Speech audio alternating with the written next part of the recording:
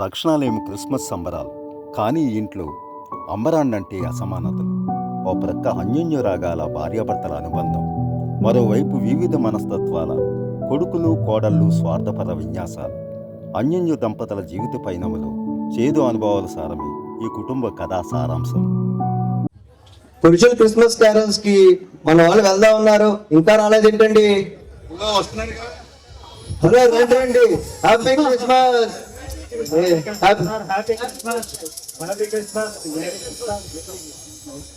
ఏంటండి ఇంత లేట్ అయింది? ఎక్కడికి వెళ్ళారేంటి?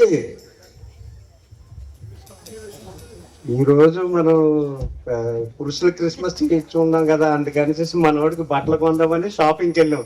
అక్కడే లేట్ అయింది. షాప్ లో ఏం జరిగిందంటే మనోడితో మామూలుగా ఉండదు కదా, షాప్ లోనే ఆ ప్లేన్ లో మంచి షర్ట్లు వచ్చి చూస్తారా అన్నారు. మనోడు ప్లేన్ లో షర్ట్లు అయితే తీసుకునే అంత రిచ్ కాదు, నేను బస్సులో కానీ ఆటోలో కానీ వచ్చిన బట్టలు అయితే తీసుకోగలనని చెప్పేసి అనేసరికి అక్కడ ఉన్న వాళ్ళంతా నవ్వుతూ ఉన్నారు. ఆ నవ్వేసరికి మనోడు కోపం వచ్చి బయటకు వచ్చేసి వేరే షాప్కి వెళ్ళి కొనుక్కొని వచ్చేసరికి ఈ సమయం అయింది, అందుకే లేట్ అయింది. అది కదండి, ప్లేన్ అండి, ఇది ప్లేన్ షర్ట్లు అండి. అంటే మనోడు సాదా షర్ట్లు అనుకోకుండా ప్లెయిన్ లో తీసుకొచ్చినారు కదా. చూసుకొని వచ్చేవరకే. అయితే ఆగండి ఒకసారి, మనం అత్యంత దగ్గర ఇంటికి వచ్చాం, పాట ఎత్తుకోండి.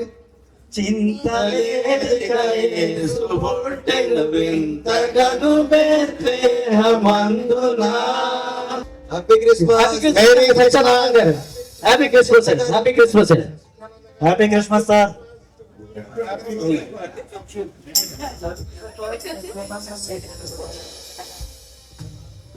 అంకుల్, ఎప్పుడైనా మీరు చాలా ఉత్సాహంగా ఉండేది, ఈసారి ఏంటి ఇంత డల్గా ఉన్నారు? రక్షణాలయంలో పెద్దల క్రిస్మస్ పురుషుల క్రిస్మస్ జరుగుతుంది, రావాలని నేను ఎంతో ఆశపడి తయారై తీరం చూస్తే మీ ఆంటీ గారు అనారోగ్యానికి గురయ్యారు.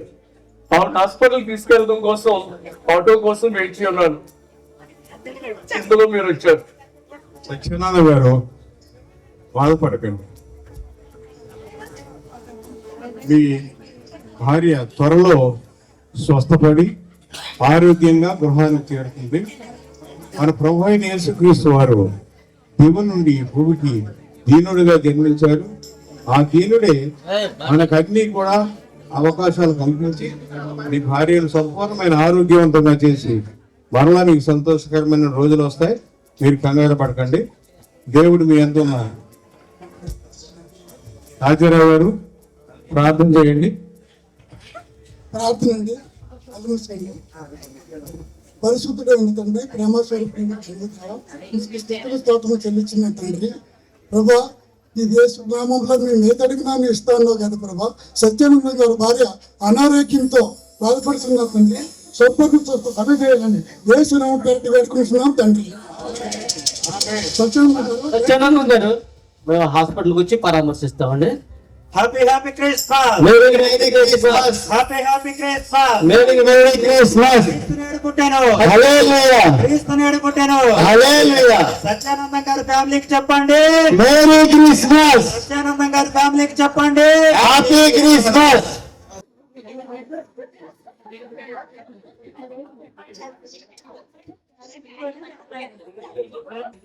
నిదానంగా చెప్పండి, వాట్స్ యువర్ ప్రాబ్లం?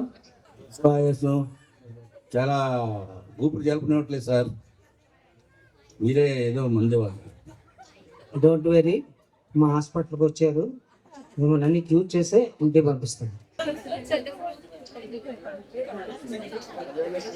ఇది నాలుగు చూపించండి ఒకసారి.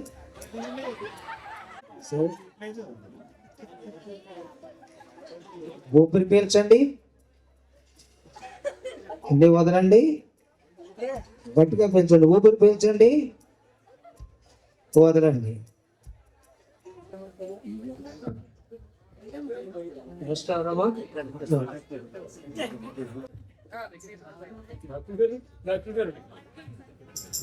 సత్యానంద గారు దయచేసి కూర్చోండి. మా భార్యకి ఎలా ఉందండి? దయచేసి కూర్చోండి. ఏమీ కంగారు పడకండి, సత్యానందం గారు, మీ భార్య యొక్క రిపోర్ట్స్ అన్నీని చెక్ చేశాను. స్కానింగ్ రిపోర్ట్ ఏదండి రాజబాబు గారు? స్కానింగ్ రిపోర్ట్స్ కూడా అన్నీ చూస్తానండి. అట్లాగే ఎక్స్రే కూడా రిపోర్ట్స్ కూడా అన్నీ చెక్ చేశాను. ఇవన్నీ చెక్ చేసిన తర్వాత క్షుణ్ణంగా పరిశీలించింది ఏంటంటే మీ భార్యకు ఆపరేషన్ పడుతుంది. మీరే ఆందోళన చెందక్కర్లేదు. బయలాక మీ అదృష్టం ఏంటంటే అమెరికా నుండి ఒక మోస్ట్ పాపులర్ డాక్టర్ గారు, డాక్టర్ రోషన్ గారు మన ఇండియాకి విజిట్కి వస్తున్నారు. బై లక్ ఏమిటంటే మన హాస్పిటల్ కూడా ఆయన విజిట్ చేస్తారు.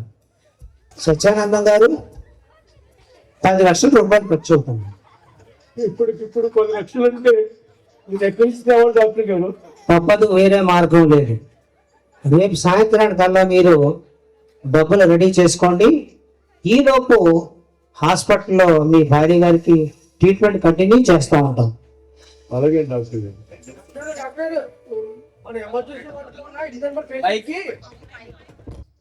డాక్టర్ గారు, మన ఎమర్జెన్సీ వార్డులో నెంబర్ పేషెంట్కి చాలా సీరియస్గా ఉంది సార్. మీరు అర్జెంట్గా రావాలండి. ఇప్పుడే కదా వార్డు పర్యటన చేసుకుని వచ్చాను. ఓకే, త్వరగా సార్. 10 లక్షల రూపాయలను ఎక్కడికి తెచ్చావు? తేవాలి. 10 లక్షలు లేనిదే నా భార్య బ్రతకదు. అవును, నాకు 3 కుమారులు ఉన్నారు కదా, వారి దగ్గరికి వెళ్ళి ఆ 10 లక్షల రూపాయలు తీసుకొచ్చినట్లయితే ఆపరేషన్ సక్సెస్ఫుల్ గా జరుగుతుంది. నా భార్య సజీవంగా లేచొస్తుంది. వెళ్తారు. ముందుగా పెద్ద కుమారు దగ్గరికి వెళ్తారు. పెద్దోడా ఎవరు? నాన్న, ఎన్నాళ్ళైందా నాన్న నిన్ను చూసి? ఎప్పుడు వచ్చావా నాన్న? నేనే 2 రోజులు మీ దగ్గరికి వద్దాం అనుకున్నాను నాన్న. ఇంతలో మీరే వచ్చారు నాన్న. ఎలా ఉన్నారు నాన్న? నాన్న, మీకు శుభవార్త. మీ మనవరాలు వర్షినికి పెళ్లి కుదిరింది నాన్న. అబ్బాయి టీచర్గా పనిచేస్తున్నాడు, అందగాడు. మన కాళ్ళ దగ్గరగా వచ్చింది నాన్న సంబంధం. అందుకే మన ఒప్పుకున్నాం నాన్న.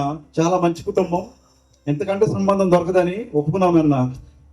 ఈ విషయమే నీకు చెప్దామని 2 రోజులు నీ దగ్గరికి వద్దాం అనుకో. ఇంట్లో మీరు వచ్చారు నాన్న. ఎలా ఉన్నారు నాన్న? అమ్మాయి నాన్న, ఇంతకీ మర్చిపోయాను మాటల్లో. అమ్మ ఎక్కడ ఉందా నాన్న? ఎలా ఉంది? ఎందుకు తీసుకురాలేదు? ఏమైంది నాన్న అమ్మకి? ఆ విషయం చెప్పడానికి నీ దగ్గరకు వచ్చాను నాయన. ఏమైంది నాన్న అమ్మకి? అమ్మకి ఆరోగ్యం బాగోక హాస్పిటల్లో పెట్టు. డాక్టర్ గారు 10 లక్షల రూపాయలు ఖర్చు అవుతుందండి. ఆ డబ్బు సాయం చేస్తామని వచ్చాను నాయన. 10 లక్షలు? అవును నాయన. ఇదే సమయానికి అమెరికా నుంచి డాక్టర్ రోషన్ గారు వస్తున్నారు. నాన్న, కట్టణం 8 లక్షలు అడిగారు నాన్న. ఒక బైక్ పెట్టమన్నారు. మేమే ఒప్పించుకున్నాం నాన్న. నన్ను ఏం చేయమంటారు? మన ఎలా చేయమంటారు? అన్నదమ్ముల 3 ఉన్నారు మీరు. 3 తలో చేయి వేస్తే అమ్మను బ్రతికించుకోవడం కష్టమేమో కాదు నాయన. నువ్వు చేయాలి. మరి ఆ 10 లక్షలు అలా నాన్న? ఏమైనా సరే మీ అన్నదమ్ములు 3 సాయం చేసి అమ్మను బ్రతికించండి రా. అదేంటి నాన్న అలా మాట్లాడుతున్నారు? పెళ్లి దగ్గరికి వచ్చేసింది. పెళ్లికి డబ్బులు ఖర్చులు కావాలి.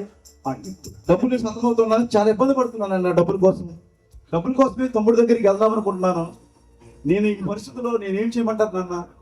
నా వల్ల ఏమవుతుంది నాన్న? నేను మీ అమ్మను బ్రతికించుకోవాలనుకుంటున్నాను. ఏం చేస్తారో నాకు తెలియదు. నా మీ అమ్మ కడుపులో పుట్టిన 3 అన్నదమ్ములు ఈ మాత్రం సాయం చేయకపోతే నేనేం చేయను రా. నాకు కూడా అమ్మే కదా నాన్న.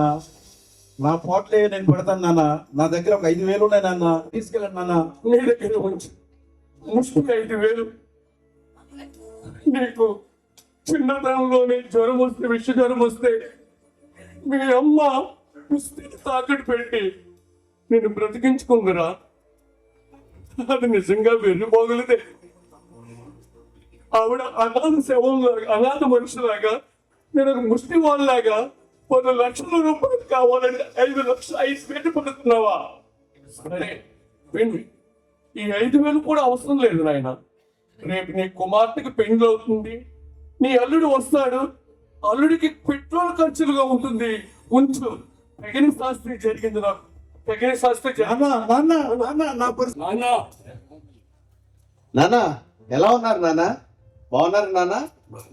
ఒక్కరే వచ్చారేంటి నాన్న? అమ్మేది? అమ్మ హాస్పిటల్లో ప్రాణాపాయ స్థితిలో ఉండి ఊగలాడుతుందిరా. అమ్మ హాస్పిటల్ ఉంటే ఇప్పుడు నాకు చెప్పేది నడండి చూద్దాం. చూసి ప్రయోజనం లేదు.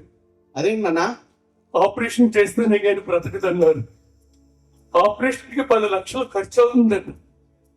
ఆ 10 లక్షలు మీరు సర్దితే అమ్మకి ఆపరేషన్ జరుగుతుంది, తిరిగి మీ అమ్మ సజీవంగా ఇంటికి వస్తుంది నాయన. సర్దుబాటు చేసేవాళ్ళే నాన్న. నాన్న ఎలారా? త్వరగా రారా. బ్లెస్సింగ్స్ తీసుకో. ఏం చదువుకో చదువుకో. చూడండి నాన్న, మొన్న ఇంటర్ పాస్ అయ్యాడు, డిస్టింక్షన్ లో పాస్ అయ్యాడు. చాలా భవిష్యత్తు ఉంది నాన్న వాడికి. మీరు ఎలాగో మమ్మల్ని డాక్టర్లుగా ఇంజనీర్లుగా చేయలేకపోయారు నాన్న. వాడిని చదివిద్దాం అనుకుంటున్నాను.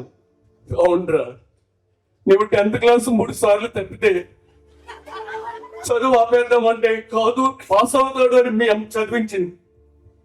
మరలా ఇంటర్మీడియట్ 3 ఏళ్ళు తప్పితే ఇప్పటికైనా చదువు ఆపేద్దామంటే వెనుకోడగా ఇల్లు కుల్ల చేసి నిన్ను చదివించి డిగ్రీ చదివించింది. లేకపోతే ఏంటి నాన్న? వాడిని చూడండి నాన్న, చిగురు లాంటి వాడు. వాడిని చదివిస్తే రేపు పొద్దున మనందరికి ఉపయోగపడతాడు నాన్న. అమ్మేమో పండుటాగలాగా ఇవాళ రేపు రాలిపోయేటట్టుంది. అట్లాంటి అమ్మనే మనం ఆపరేషన్ చేయించాలా లేకపోతే వీడిని చదివించాలా?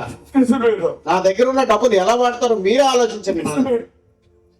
వాళ్ళు పొన్నుడుకులు వంటి వాళ్ళమే. ఇదే ఉద్దేశంతో అనేక మంది అనాథిస్తారు నా తల్లిదండ్రులు వదిలేస్తున్నారు. మీ తల్లికి కనీసం 10 లక్షలు ఖర్చు లేని పరిస్థితిలో మీరున్నారు. నిజమేనా? చిగురు టాకు మరలా చిగురుస్తుంది. పొండు టాకు రాలిపోతే మరలా చిగర్చదరా, మరలా ఇక రాదురా. కాబట్టి సరే నీ ఇష్టం. అమ్మకంటే నీకు నీ కుమారుడు ఎక్కువ, అమ్మకంటే నీ కుమారుడికి చదివే ఎక్కువ. మాకు తగిన బుద్ధి చెప్పావు. ఉంటాను నాన్న, ఉంటాను. నాన్న అది కాదు నాన్న. హలో, అరే ఎక్కడున్నావు? షర్ట్ వేసుకున్నాను ఈరోజు. వస్తున్నా, మా అందరం కలిసి బయటకు వెళ్దాం. రెడీగా ఉండండి. ఓకే సరే వచ్చేస్తున్నా, బయలుదేరుతున్నా. చిన్నోడా చిన్నోడా. నాన్న రండి. ఎలా ఉన్నారు? అమ్మ ఎలా ఉంది? అమ్మది అమ్మని తీసుకురాలేదురా. ఏమైంది నాన్న? అమ్మకి అనారోగ్యానికి గురైతే హాస్పిటల్కి తీసుకెళ్లాను. ఆమె ప్రాణాపాయ స్థితిలో కొట్టుమిట్టాడుతూ ఉంది. ఆపరేషన్ చేస్తేనే గాని బ్రతకదు. ఆపరేషన్కి 10 లక్షల రూపాయలు ఖర్చు అవుతుందని డాక్టర్ గారు చెప్పారు. మీ అన్నలు ఇద్దరి దగ్గరికి వెళ్ళాను. చేతులు ఖాళీ లేవని సాగనంపారు. నిన్ను ఇంత ప్రయోజకం చేశాం కదా, నీవన్నా 10 లక్షలు సర్దుతావని నీ దగ్గరికి గంపిడి ఆశతో వచ్చాను నాన్న. ఏం మాట్లాడుతున్నావు నాన్న? 10 లక్షల 10 లక్షలు అంటే మాటలా? ఇప్పుడు 10 లక్షలు తప్పంటే ఎక్కడి నుంచి రావాలి నాన్న? నిజమే నాన్న. వాళ్ళిద్దరూ తగిన బుద్ధి చెప్పారంటే నీవు కూడా సరిగానే బుద్ధి చెప్పావు.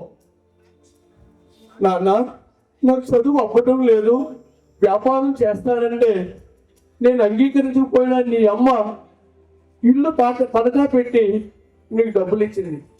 అమ్మా, ఇది సరిపోదు, ఇంకా పెద్ద వ్యాపారం చేసి కోటీశ్వరుని అవుతానమ్మా అంటే ఉన్న ఇల్లు అమ్మి అద్దె కొంపలో ఉంటూ నీకు డబ్బంతా పట్టుకొచ్చి నీ చేతులు కదా వేస్తాం. ఇప్పుడు నీ తల్లికి 10 లక్షలు సాధలేని పరిస్థితుల్లో నువ్వు ఉన్నావు. ఏం చెప్పాలి? మాట్లాడుతున్నానన్నా, నువ్వు ఏమైనా ఆస్తులు ఇచ్చారా పాస్తులు ఇచ్చారా? ఇదంతా నేను సంపాదించానే కదా.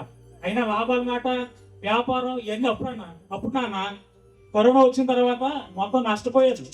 ఇప్పుడు పండక్కి బట్టలు వేసుకోవడానికి కూడా కొనుక్కోవడానికి ఆలోచిస్తున్నాను నేను. అయినా దగ్గర ఏం లేవు నాన్న. నువ్వు వేసుకునే బట్టలు కనపడుతున్నాయిరా.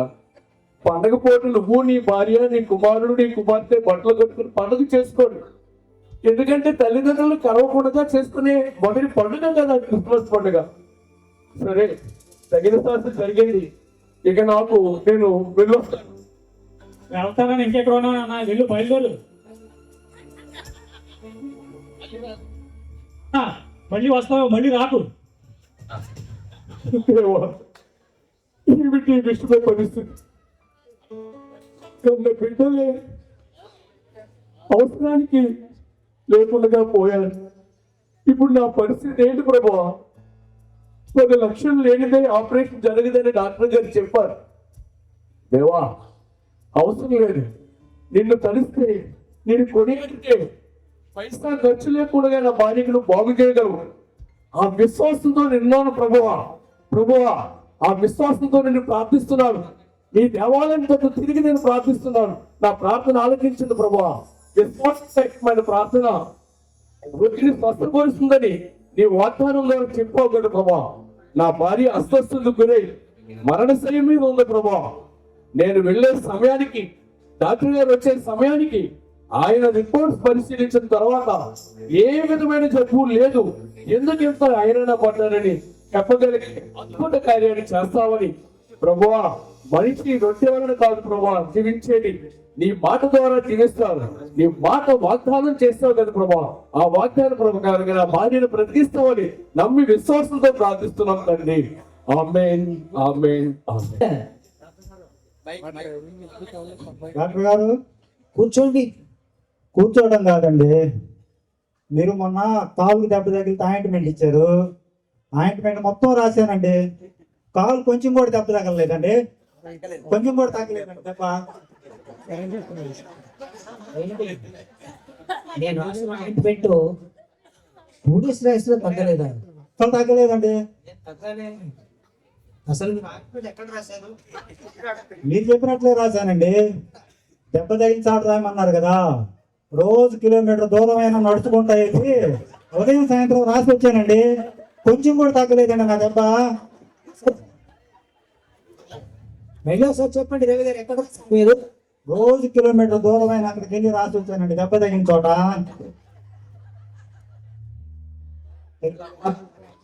నేను రాసిన ఆయింట్మెంట్ దెబ్బ తగిలిన చోట రాయమంటే రోడ్ల మీద, గోడల మీద, పుట్ల మీద రాయడం ఏంటండి? ఇంత అమాయకుడు ఏంటయ్యా? అనిల్ గారు, ఎక్కడ దెబ్బ తగిలిందో అక్కడ రాయమంటే అర్థం ఏంటి? ఎక్కడ తగిలిందండి మీకు? రోడ్డుకా, కాలుకా? కాలుకండి. మరి అక్కడ రాయారుగా మరి మీరు. సరే, ప్రాబ్లం ఏం లేదు.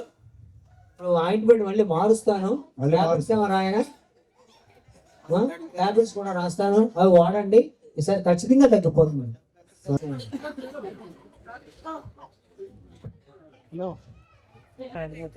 సత్యానంద గారు, ఆపరేషన్ డబ్బు రెడీ చేసుకున్నారా?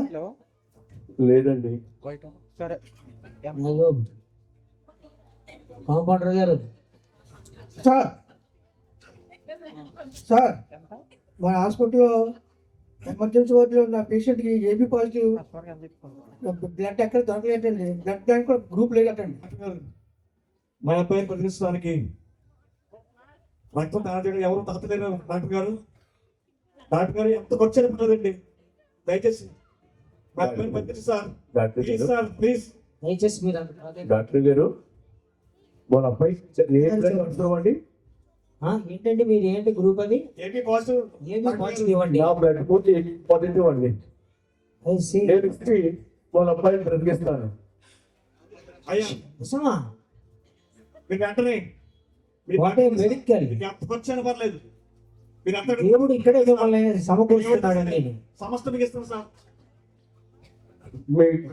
మీ అబ్బాయికి నేను బ్లడ్ ఇచ్చి మీ అబ్బాయిని బ్రతికిస్తాను. కానీ నాకు ఒక కండిషన్. చెప్పండి సార్. నేను, నా భార్య ఇదే హాస్పిటల్లో చికిత్స పొందుతుంది. ఆపరేషన్ నిమిత్తం 10 లక్షలు ఖర్చు అవుతుందని డాక్టర్ గారు చెప్పారు. మీరు 10 లక్షల రూపాయలు సర్దుబాటు చేయండి. నేను ఆపరేషన్ అయిపోయిన తర్వాత మీ రుణం పణం నేను ఏదో విధంగా తీర్చుకుంటాను. సార్ 10 లక్షలే కదా సార్. మీ భార్యను హాస్పిటల్ నుండి డిశ్చార్జ్ అయ్యే వరకు ఎంత కొంచెం అంత సమస్త నేను ఇస్తాను సార్. దయచేసి నా అబ్బాయిని బతికండి sir. Please sir, please. Rajababu గారు, చెప్పండి సార్. సత్యానంద గారి బ్లడ్ శాంపిల్ తీసుకొని చెక్ చేసి ఉంచండి. సార్ సత్యం గారు రండి. ఇక్కడికి పిలిచారు. ఎరణ్య, మీ నాన్నకి వస్తే నువ్వేంటి అమ్మకి డబ్బు చికిత్స చేయడానికి డబ్బులు తేవన్నావు అంట. అంటే నీ కూతురు పెళ్లి అంత ముఖ్యం అయిపోయిందా అమ్మకంటే? ఏడో నాకే చెప్తున్నావు నువ్వు మన నాన్న ఇంటికి వస్తే ఏంటి చెందించబెట్టు నువ్వు ఏంట్రా అలా మాట్లాడతావు? అరే చిన్నాడు, నువ్వు మా ఇద్దరికంటే బాగానే సంపాదించగలవు వ్యాపారం చేసి, మరి నువ్వెందుకు నా మొడి చేసి చూపించావు? నా వ్యాపారం గురించి అరే, మీకేం తెలుసురా? చిన్నప్పుడు నా చిన్న కొడుకులు, నేను పెద్దోడిని, బాధ్యత ఉన్నాను. అరే ఏం మాట్లాడుతున్నారా? మీరే కదరా? చిన్న కారంగా పెరిగారు మీరే కదరా? ఏంటి గొడవ? ఆగండి. అని చెప్పండి అంకుల్ అర్థమయ్యేలాగా. ఒక పక్క అమ్మకు బాగాలేదని నాన్న కంగారు పడుతుంటే ఇప్పుడు మీరు గొడవలు పడతాం అవసరమా? మీరు గొడవలు పడతాం అవసరమా? ఐక్యంగా ఉండండి. అన్నదమ్ములు కలిసిమెలిసిగా ఉండట ఎంతో మేలు. చిన్నప్పుడు మీరు అన్నదమ్ములు అంటే ఎలా ఉండాలని ఊరంతా అనుకుంటుంటే ఎంతో గర్వంగా ఉండేది. ఇప్పుడు మీరు ఇలా గొడవలు పడుతుంటే అందరూ చూసి ఇలా ఉండకూడదని అందరూ అంటుంటే బాగా అసహ్యం వేస్తున్నారా? చిక్కి ఇంతకీ అనుకోవడానికి హాస్పిటల్కి వెళ్ళారా లేదా? ఇంకా ఇంకెళ్ళదు అంకుల్, చూడాలి. వెళ్ళండి, తొందరగా వెళ్ళి చూస్తురండి. మీరు నేను బతుకున్నా పర్లేదు, ఒక మాట చెప్పనా మీకు? చెప్పండి. మీకు పిల్లలు ఉన్నారు. రేపు పొద్దుట మీ తల్లిదండ్రులకి మీరు చేసినట్టే మీ పిల్లలు మీకు చేస్తే కాదు మిమ్మల్ని చూసి అలాగే చేస్తారు. కాబట్టి మీరు తల్లిదండ్రులని గౌరవించి వాళ్ళకి జాగ్రత్తగా చూసుకోండి. మా కళ్ళు తెరిపించారు. నిజంగా మా కళ్ళు తెప్పించారు అంకులు. నిజంగా చాలా థ్యాంక్స్ అండి. ఇప్పుడే హాస్పిటల్కి వెళ్ళి మా అమ్మని చూసుకుంటాం. ఓకే, హాస్పిటల్కి వెళ్దాం, అమ్మని చూసుకుందాం. నాన్నకి ధైర్యం చెప్తాం, రండ్రా. డాక్టర్ రోషన్ గారు, గారు అంటే ఈయనే. నమస్కారం. మీ భార్యని చెక్ చేసిన డాక్టర్ గారు ఈయనే. రిపోర్ట్స్ అన్ని చూసానండి. మీకు ఎలా చెప్పాలా అని ఆలోచిస్తున్నాను. స్వయంగా నేనే చెక్ చేశాను, కానీ మీకు ఆ విషయాన్ని ఎలా చెప్పాలా అని ఆలోచిస్తున్నాను. సత్యానందం గారు, రోషన్ డాక్టర్ గారు ఏం చెప్తున్నారో అది వినండి.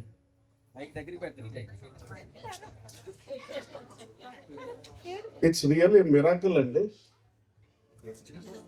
రిపోర్ట్స్ అన్ని నేను డౌట్ వచ్చి నేనే స్వయంగా చెక్ చేశాను. రిపోర్ట్స్ లో ఏ విధమైన ఇబ్బంది లేదు. మీరు ఎంతగానో ప్రార్థన చేసి మీరు చేసిన ఆ ప్రార్థన దేవుడు అంగీకరించి మీకు చాలా మేలు చేశారు. ఇంకో విషయం చెప్పాలి మీకు. చెప్పండి గారు.